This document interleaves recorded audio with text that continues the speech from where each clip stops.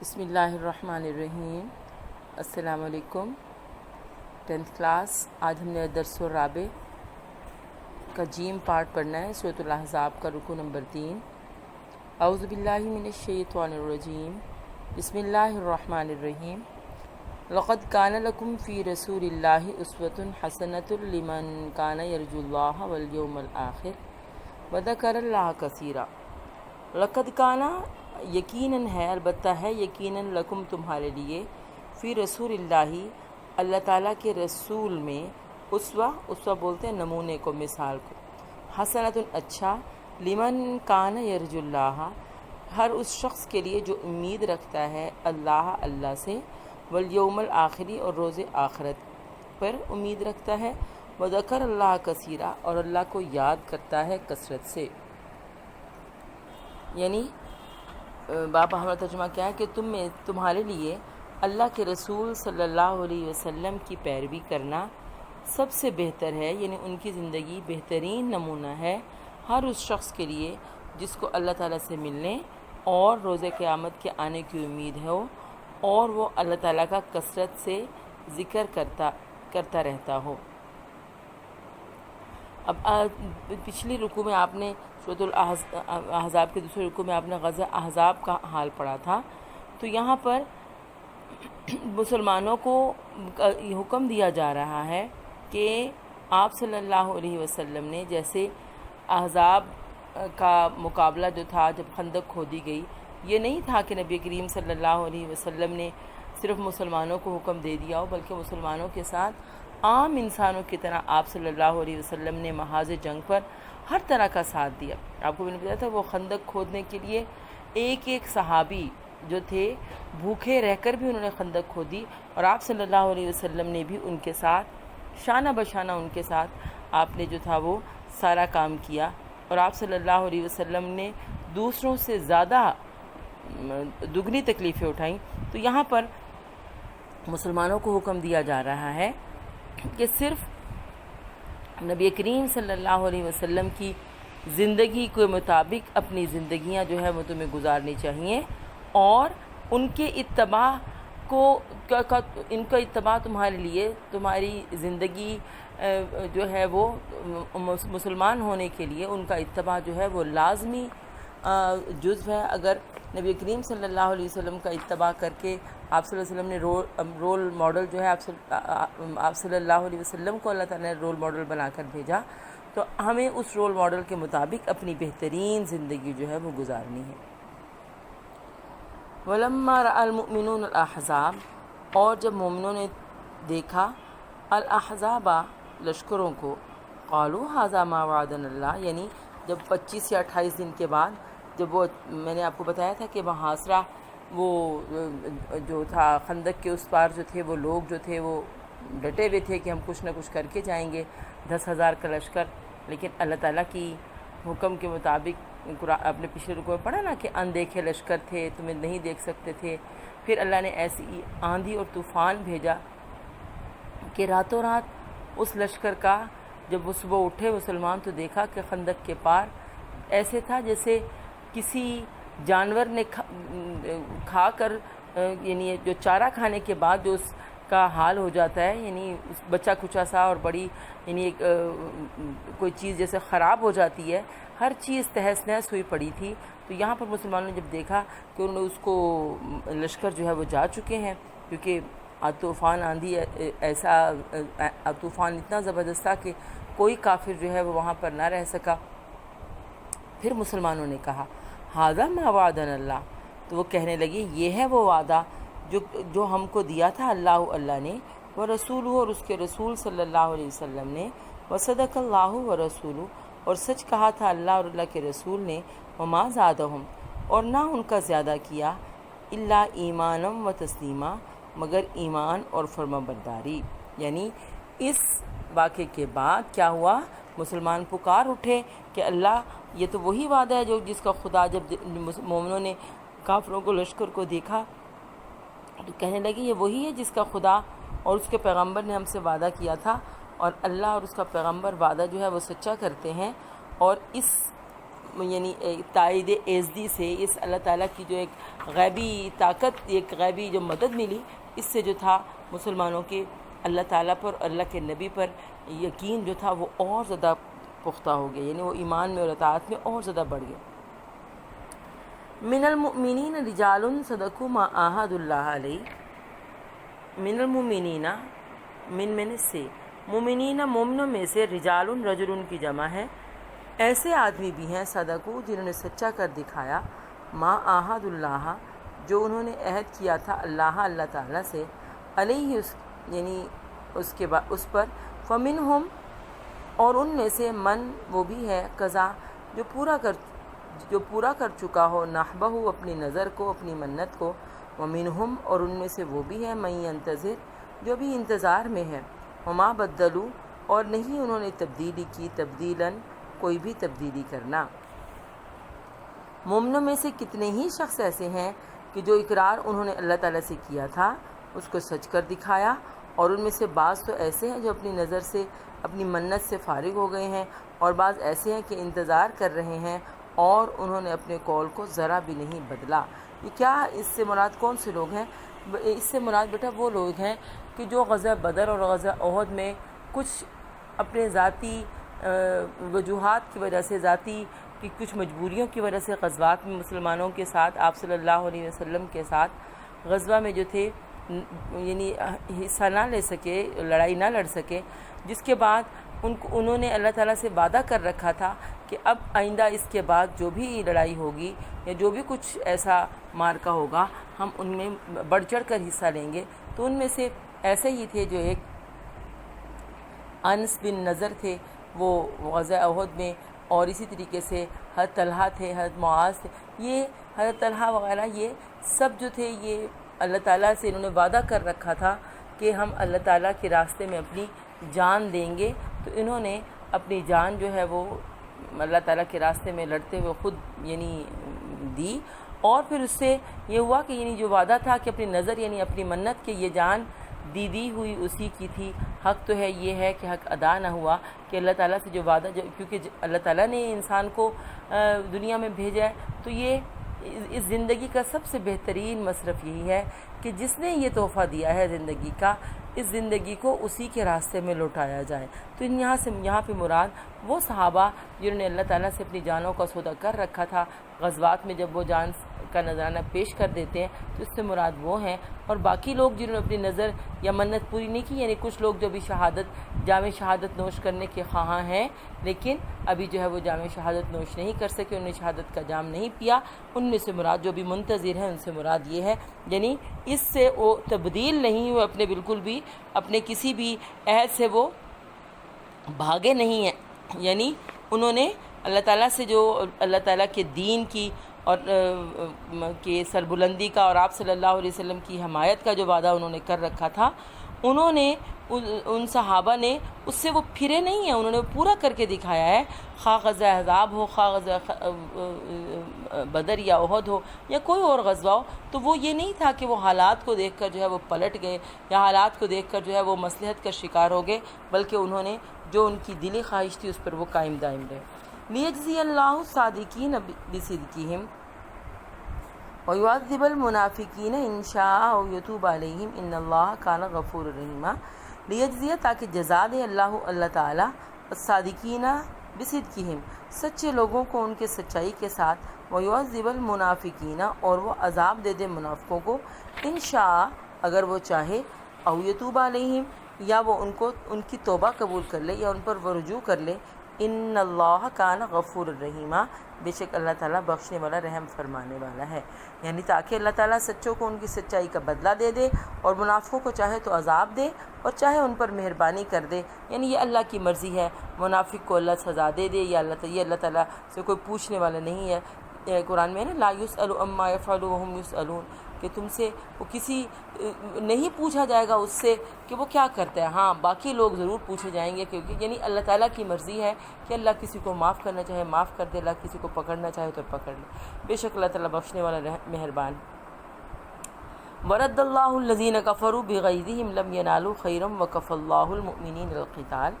کان اللہ قویا عزیزا۔ اور پردہ اور پھیر دیا اللہ تعالیٰ نے الذین کفروا ان لوگوں نے جنہوں نے کفر کیا تھا بغیظہم ان کے غصے سے بھرے ہوئے، لم ینالو نہ پائی انہوں نے خیرن کوئی بھلائی، وکف اللہ اور کافی اللہ تعالیٰ المومنین مومنوں کے لیے القتال جنگ میں، وکان اللہ قویا عزیزا اور ہے اللہ تعالیٰ طاقتور غالب۔ یعنی غزوہ احزاب کے بعد جب لشکر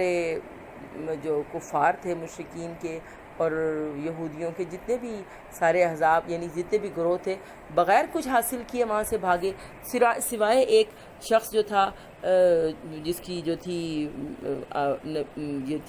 حضرت علی رضی اللہ تعالیٰ عنہ سے اس نے خندق کو کھودنے کی کھدی ہوئی خندق کو پھلانگنے کی کوشش کی تھی۔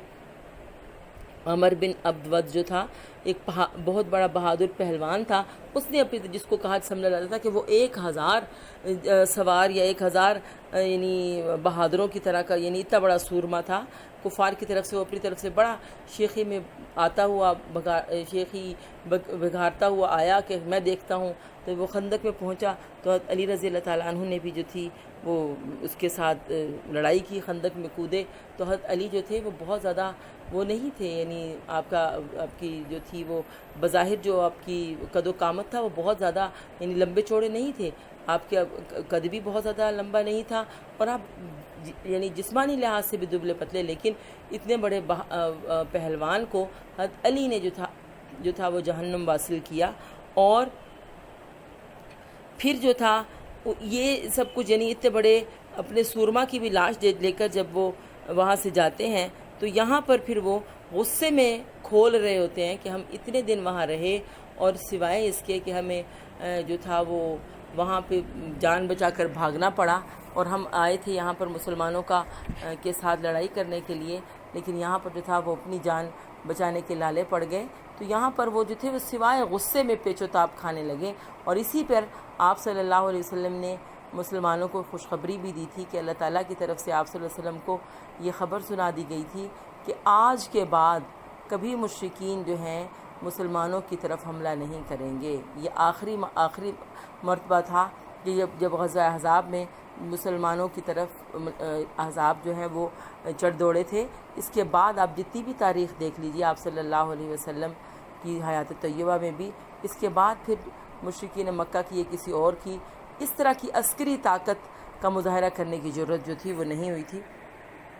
ٹھیک ہے۔ تو یوں یعنی اپنے غصے میں وہ کھولنے لگے کہ ہمارے ہاتھ کچھ بھی نہیں آیا، کہ اللہ تعالیٰ تو بہت طاقتور اور زبردست ہے۔ وَأَنزَلَ الَّذِينَ ظَاهَرُوهُم مِّنْ أَهْلِ الْكِتَابِ مِنْ سَيَاسِيهِمْ وَقَذَفَ فِي قُلُوبِهِمُ الرُّعْبَ فَرِيقًا تَقْتُلُونَ وَتَأْسِرُونَ فَرِيقًا۔ وَأَنزَلَ اور اتار دیا الَّذِينَ ان لوگوں کو ظَاهَرُوهُم جنہوں نے ان کی مدد کی تھی، مِنْ أَهْلِ الْكِتَابِ اہل کتاب سے، مِنْ سَيَاسِيهِمْ ان کے قلعے، وَقَذَفَ فِي قُلُوبِهِمْ اور ڈال دیا ان کے دلوں میں الرُّعْبَ روب، فَرِيقًا تَقْتُلُونَ ایک گروہ کو، تقتلون تم قتل کرتے تھے، وَتَأْسِرُونَ فَرِيقًا اور تم قید کرتے تھے، فریقاً ایک گروہ کو، یعنی اہل کتاب میں سے جنہوں نے ان کی مدد کی تھی ان کو ان کے قلعوں سے اتار دیا گیا اور ان کے دلوں میں دہشت ڈال دی گئی، تو کتنوں کو تم قتل کرتے تھے اور کتنوں کو تم قید کرتے تھے۔ اگر آپ پچھلے 2 لیکچر دیکھیں گے یا خاص طور پہ پچھلے لیکچر میں نے آپ کو بتایا تھا کہ اس غزوہ احزاب میں مشرکین مکہ اور یہودیوں اور منافقین کی ملی بھگت تھی کہ یعنی بنو نذیر کا جو سردار تھا حی بن اخطب، اس نے سب کو بہت زیادہ برگلایا تھا، مشرکین مکہ کو بھی اور آس پاس کے دیگر مشرک قبائل کو بھی۔ تو جب یہاں باہر سے قبیلے آ کر جب وہاں آ کر یعنی ان کا تھا کہ باہر مدینہ کے باہر سے ہم حملہ کریں گے، تو مدینہ کے اندر ایک قبیلہ آباد تھا، میں نے آپ کو شروع میں بتایا تھا، بنو قریظہ۔ بنو نذیر کو تو ان کی حرکتوں کی وجہ سے آپ صلی اللہ علیہ وسلم نے ان کو یہاں سے نکال دیا تھا، اور اسی طریقے سے بنو قینقاع اور بھی یعنی مدینہ سے یہ باہر تھے، بنو قریظہ جو تھے یہ مدینہ کے اندر تھے۔ تو حی بن اخطب جو بنو نذیر کا سردار تھا، اس نے بنو قریظہ کے سردار کعب سے کو باقاعدہ اپنی طرف جو ہے وہ، حالانکہ جو اس کا بنو قریظہ کا سردار تھا کعب، وہ بہت حد تک مسلمانوں، آپ صلی اللہ علیہ وسلم کی صفات اور آپ صلی اللہ علیہ وسلم کی جو اس دعوت و تبلیغ سے بہت حد تک مرعوب ہو چکا تھا، لیکن اس حی بن اخطب نے جا کر اس کو بھی ورغلایا اور اکسایا، اور ساتھ اس کو کہا کہ تم نے جب یہ یعنی بہت یقین دہانی کروائی، یہ جنگ سے شروع ہونے سے پہلے کی بات ہے، کہ تم ہر صورت میں یہ میں تمہیں اس چیز کی ضمانت دیتا ہوں کہ جو لشکر آئے ہیں وہ مسلمانوں کو ختم کر کے جائیں گے کسی بھی صورت میں، اور تمہارا پھر اگر تم نے ہمارا ساتھ نہ دیا تو مدینہ میں تمہیں کوئی پوچھنے والا نہیں ہوگا۔ جبکہ بنو قریظہ کے سردار کعب نے تھوڑی سی ہچکچاہٹ کا مظاہرہ کیا اور اس کو کہا کہ تم کسی بھول میں ہو، میں جو اس شخص میں یعنی آپ صلی اللہ علیہ وسلم میں جو کچھ دیکھ رہا ہوں ان کے اندر صدق و صفا کے علاوہ کچھ بھی نہیں ہے، لیکن بہرحال حی بن اخطب کی چکنی چپڑی باتوں میں سردار جو تھا وہ بنو قریظہ کا سردار آ گیا اور وہ بدعہدی پر آمادہ ہو گیا۔ تو یہاں پر یہی ہوا کہ انہوں نے پھر بنو قریظہ نے مسلمانوں کا ساتھ نہیں دیا، بلکہ ان کی پلاننگ یہی تھی کہ باہر سے حملہ ہو اور ادھر سے اندر سے ہم حملہ کریں، لیکن آپ صلی اللہ علیہ وسلم کو اللہ تعالیٰ نے یعنی غیبی امداد کے ذریعے مسلمانوں کو جو فتح دی تھی، اس چیز کا ان لوگوں کو نہیں اندازہ تھا کہ مسلمانوں کے ساتھ یہ سب کچھ بھی معاملہ درپیش آ سکتا ہے۔ ان کا خیال تھا کیونکہ یہ رہتے تھے بہت بڑے بڑے قلعوں میں، بہت بڑی بڑی یعنی دولت تھی ان کے پاس، بڑا کچھ مضبوط قلعوں میں اور بڑی یعنی دولت کے انبار تھے ان کے قلعوں میں۔ ان کا خیال تھا کہ ہم قلعہ بند ہو کے جو ہے وہ ان کے ساتھ وہ کر لیں گے۔ تو یہاں پر آپ صلی اللہ علیہ وسلم جب آتے ہیں وہاں، یعنی جب لشکر کفار جو ہے چلا جاتا ہے وہاں سے خندق کے اس پار سے، جب سب کچھ آندھی طوفان کے بعد سب کچھ جو ہے وہ ملیہ میٹ ہو جاتا ہے، تو مسلمان جب واپس مدینہ کی طرف پلٹتے ہیں تو حضرت ام سلمہ فرماتی ہے کہ آپ صلی اللہ علیہ وسلم ابھی آ کر غسل فرما رہے ہوتے ہیں، باقی جو ابھی مجاہدین تھے انہوں نے اپنا جو تھا جنگی جو لباس تھا یا جنگ کے آلات جو تھے وہ نہیں رکھے تھے، ہتھیار نہیں رکھے تھے، کہ اسی وقت جبریل امین آئے، انہوں نے کہا کہ آپ صلی اللہ علیہ وسلم ایک اور غزوے کے لیے، ایک اور جنگ کی تیاری کے لیے اللہ تعالیٰ کا حکم ہے، اور اسی وقت آپ صلی اللہ علیہ وسلم جو تھے لشکر کو لے کر یعنی 3 گھنٹے، کچھ کہتے ہیں کچھ گھنٹوں کے اندر جو تھا لشکر دوبارہ جو تھا بنو قریظہ کے قلعوں کی طرف جو تھا وہ چل پڑا۔ وہاں پر یعنی جا کر ان کو تو اندازہ نہیں تھا کہ ہمارے ساتھ یہ سب کچھ ہوگا، جا کر وہ قلعہ بند ہو گئے، 20-25 دن کے قریب جو ہے وہ محاصرہ جاری رہا۔ بالآخر جو تھا اللہ تعالیٰ نے ان یہودیوں کے دلوں میں رعب ڈال دیا کہ انہوں نے، حالانکہ ان کے پاس ہتھیار تھا، ان کے پاس سامان تھا کہ وہ 1 سال تک بھی قلعہ بند ہو سکتے تھے، لیکن اس وقت پھر ان کو اندازہ ہو گیا کہ ہم کسی صورت میں بھی جو ہے وہ بچ نہیں سکیں گے، تو انہوں نے خود ہی ہتھیار پھینک دیے، اور ساتھ ان کو کہا، یعنی آپ صلی اللہ علیہ وسلم نے ان سے پوچھا کہ ان کا فیصلہ جو ہے وہ چونکہ بدعہدی ہے انہوں نے کی، تو ان کا فیصلہ ان کی کتاب کے مطابق کیا جائے۔ تو ان کی تجویز کے مطابق، بنو قریظہ کی تجویز کے مطابق انہوں نے کہا، کیونکہ قبیلہ اوس جو تھا وہ ان کے ساتھ نبی کریم صلی اللہ علیہ وسلم کی مدینہ آمد سے قبل قبیلہ اوس کے ساتھ ان کے جو تعلقات تھے بہت اچھے تھے، جن کے سردار جو تھے سعد بن معاذ تھے۔ ان کا خیال تھا کہ شاید سعد بن معاذ جو ہے وہ ہمارے ساتھ پرانے جو ہے وہ تعلق داری کا پاس کرتے ہوئے کچھ اچھا فیصلہ کریں گے، تو سعد بن معاذ نے بھی کہا کہ ان کا فیصلہ تورات کے مطابق کیا جائے، اور ان کو کہا گیا کہ ان کی جو ہے وہ جتنے بھی مرد حضرات ہیں ان کو جو ہے وہ قتل کر دیا جائے، جوانوں کو اور عورتوں کو اور بچوں کو جو تھا وہ یعنی وہاں سے وہ کر دیا گیا، قلعے سے نکال دیا گیا، اور ان کو وہاں سے جو تھا وہ یعنی کچھ لوگوں کو قید کر دیا گیا، ایک گروہ کو عورتوں کو قید کر لیا گیا، کنیزیں بن گئی ان میں، اور پھر باقی لوگوں کو جو تھا وہاں سے جو تھا وہ نکال دیا گیا۔ تو یہ وہ تھا کہ اللہ تعالیٰ نے ان کے دلوں میں یہ جو نا ایک گروہ کو تم قتل کرتے تھے، تو یہاں پر ان کو جو تھا وہ ان کے لڑنے والے جتنے بھی تھے ان سب کو جو تھا وہ قتل کر دیا گیا، اور بچوں اور عورتوں کو تھا وہ غلام بنا دیا گیا، اور تمام مال و دولت جو ان کا تھا وہ مسلمانوں میں تقسیم کر دیا گیا۔ ٹھیک ہے، بسم اللہ الرحمن الرحیم۔ وَأَوْرَثَكُمْ أَرْضَهُمْ وَدِيَارَهُمْ، اور وارث بنا دیا اس نے وَأَوْرَثَكُمْ أَرْضَهُمْ، ان کی زمین کا، وَدِيَارَهُمْ، اور ان کے گھروں کا، وَأَمْوَالَهُمْ، اور ان کے مالوں کا، وَأَرْضًا اور ایسی زمین کا لم تطئوها کہ تم نے وہاں پاؤں بھی نہیں رکھے تھے، تم نے اس کو پاؤں سے پامال بھی نہیں کیا تھا. وَكَانَ اللَّهُ عَلَىٰ كُلِّ شَيْءٍ قَدِيرًا اور اللہ تعالیٰ ہر چیز پر قدرت رکھنے والا ہے. یعنی اللہ تعالیٰ نے بنو قریظہ کے زمین اور ان کے گھروں اور ان کے مال اور ان کی زمین کا جس پر مسلمانوں نے کبھی قدم بھی نہیں رکھا تھا، اللہ نے ان کو ان سب چیزوں کا وارث بنا دیا. اور اللہ ہر چیز پر قدرت رکھتا ہے بے شک. تو یہ تھا بیٹا رکوع نمبر 3. اس میں رکوع میں بہت کچھ نہیں ہے. اچھا، اس کے ساتھ ساتھ آپ لوگوں نے بیٹا احادیث جو ہیں وہ بھی دیکھنی ہے، کیونکہ شاید ہماری جو ہے وہ کچھ دنوں بعد میڈم شاید ٹیسٹ کا کہہ رہی ہیں، تو اس میں احادیث مبارکہ کا میں نے آپ کو بتایا تھا کہ 5 احادیث ہیں آپ کی سلیبس میں. تو ہم اس میں سے کم از کم 2 احادیث جو ہے وہ پڑھ لیتے ہیں. ٹھیک ہے، یعنی 2 یا 3 احادیث اس کے لیے پڑھ لیتے ہیں. حدیث نمبر 11 سے لے کر 15 تک آپ کا سلیبس جو ہے وہ پہلے سہمائی کا سلیبس ہے، اور اس کے بعد آپ پھر دیکھ لیجئے گا. ٹھیک ہے، حدیث نمبر 11 اپنی بکس میں آپ دیکھ لیجئے گا. الصلاۃ عماد الدین ومن اقامہا فقد اقام الدین ومن ہدمہا فقد ہدم الدین کہ نماز دین کا ستون ہے، جس نے اسے قائم کیا اس نے دین کو قائم کیا، اور جس نے اسے ڈھا لیا اس نے دین کو ڈھا لیا. ٹھیک ہے، تو یہ بیٹا آپ نے اس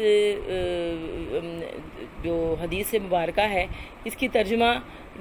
نماز کی اس کو دیکھتے ہوئے کہ نماز کے سلسلے میں جتنی بھی آپ کو قرآن سے آیات ملتی ہیں یا آپ کو احادیث سے مبارکہ سے احادیث ملتی ہیں، وہ سب آپ نے جو ہے اس میں سے دیکھ لینی ہے. اور اس کے ساتھ ساتھ آپ نے بچوں نے کوشش کرنی ہے خاص طور پر کہ اس میں عربک ٹیکسٹ کے ساتھ آپ نے آیات لکھنی ہے. ٹھیک ہے، اور جو آپ نے رکوع ہم نے پڑھا ہے، میں آپ کو اس رکوع سے ریلیٹڈ جو ہے وہ بھی بھیج دیتی ہوں، شارٹ آنسر کویسچن بھی بھیج دیتی ہوں. اور اس کے ساتھ ساتھ آپ کو جو ہے وہ اس میں 10th کلاس سورۃ احزاب کے 3 رکوع ہم نے پڑھ لیے. تو اب اس میں سے جو آنسر کویسچن ہے اور MCQs وغیرہ ہیں وہ آپ نے خود دیکھنے ہیں، خود تیار کرنے ہیں. کلاس نوٹس جو جہاں سے میں آپ کو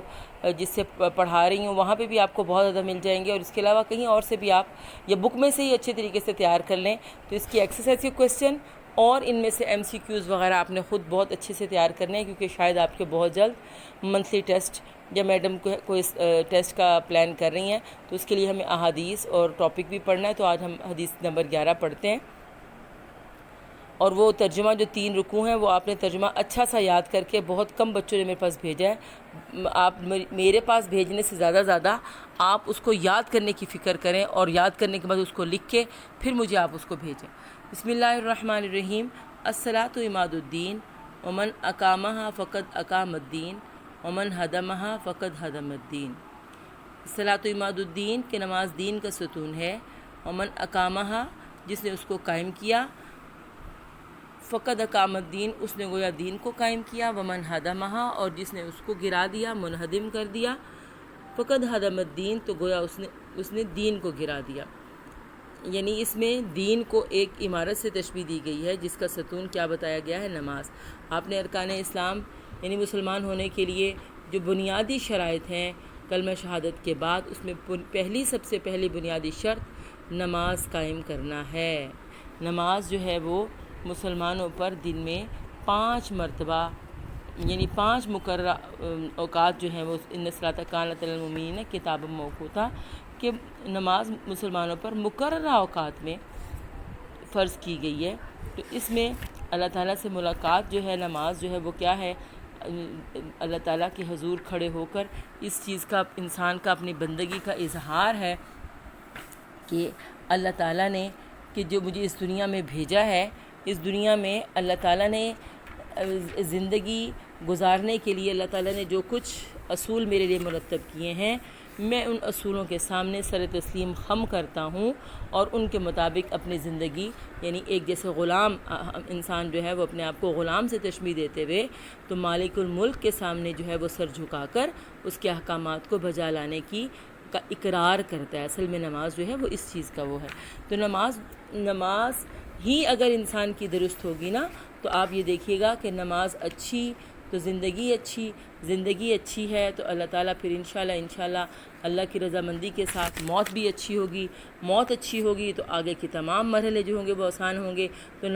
کیا اس میں آپ کو پتہ ہے کہ جو سوال سب سے پہلے کیا جائے گا تو وہ انسان سے وہ نماز کے بارے میں کیا جائے گا، اور نماز کو پورے جو اس کے لوازمات ہیں کہ خشوع و خضوع کے ساتھ آپ کے جو ہے وہ بظاہر جو اس کی جو شرائط ہے، نماز سے پہلے کی شرائط، نماز میں داخل ہونے سے پہلے کی شرائط اور نماز میں داخل ہونے کے بعد کی شرائط، تمام شرائط کو پورا کر کے پھر نماز پڑھی جائے گی تو وہ نماز اللہ تعالیٰ کے ہاں قابل قبول ہوگی. نماز کی ہمیں قرآن مجید میں بھی بہت زیادہ اہمیت ملتی ہے. باقی اس کے بارے میں آپ بہت کچھ لکھ سکتے ہیں، لیکن کچھ حوالہ جات میں نے آپ کے لیے لکھے ہیں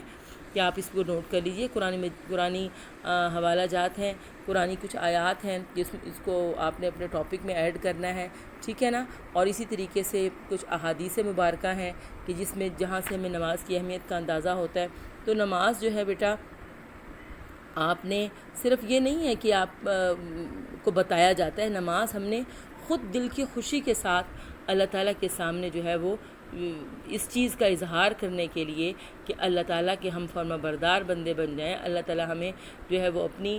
ہدایت کے راستے پر چلائے. تو اللہ سے جو ہم نماز میں بار بار اہدنا الصراط المستقیم مانگتے ہیں، یہ اللہ ہی نے ہمیں سکھایا ہے کہ اللہ تعالیٰ کے سے ہم یہ مانگیں گے تو اللہ تعالیٰ ہمیں دے گا، ٹھیک ہے. تو نماز کے لیے صلاۃ کا لفظ استعمال ہوا ہے جس کے معنی رحمت، دعا. تو اللہ تعالیٰ کے ساتھ جو ہے یہ یعنی اللہ تعالیٰ کی رحمتوں کو کھینچنے کا ذریعہ، اللہ تعالیٰ کی رحمتوں کو اپنی طرف متوجہ کرنے کا ذریعہ ہے. تو نماز اللہ تعالیٰ ہمیں ایسی نماز پڑھوائے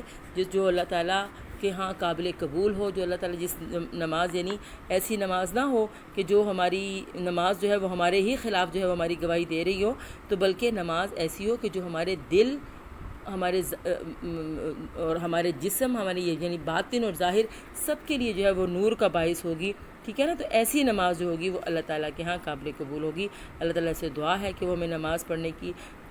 توفیق عطا فرمائے، ٹھیک ہے. اور ویسے بھی آپ کو پتہ ہے یہ عشرہ ذی الحجہ شروع ہو چکا ہے. اس میں زیادہ سے زیادہ آپ نے اپنے لیے، اپنے اہل خانہ کے لیے، اپنے اساتذہ کے لیے، تمام امت مسلمہ، تمام انسانوں کے لیے آپ نے زیادہ سے زیادہ دعائیں کرنی ہیں اور زیادہ سے زیادہ تسبیحات پڑھنی ہیں، ٹھیک ہے نا. تو ان دنوں کی خاص اللہ تعالیٰ نے قسم کھا کر جو ہے وہ قرآن مجید میں اللہ تعالیٰ نے یعنی ان کی اہمیت کا اندازہ لگایا گیا. تو اس میں آپ نے خاص طور پہ ان سب چیزوں کا اہتمام کرنا ہے.